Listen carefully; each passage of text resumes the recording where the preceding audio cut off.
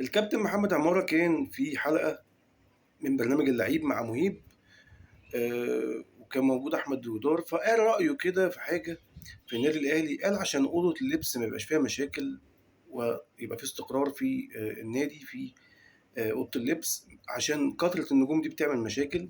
وأنا مش شايف كده بصراحة، يعني على كلامه كده أنا مش شايف كده.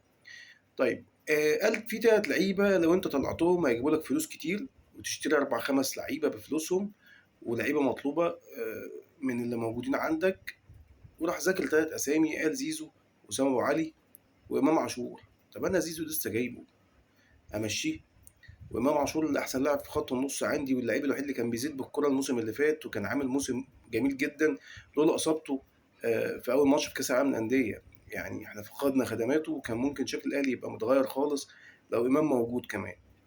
وسام أبو علي المهاجم اللي احنا بقالنا كام سنة بندور عليه في كل المواصفات، بيلعب بدماغه كويس، بيتحرك كويس، طويل ما شاء الله، بيلعب برجليه الاتنين، بيسدد كويس، بيلعب بالهيد كويس، بيسدد ضربات ثابته كمان حلو. يعني فانت 3 لعيبه زي دول ازاي انت هتفرط فيهم؟ هتجيب مين مكانهم يا كابتن؟ ده انت لو عايز تهد الفرقه مش هتعمل كده.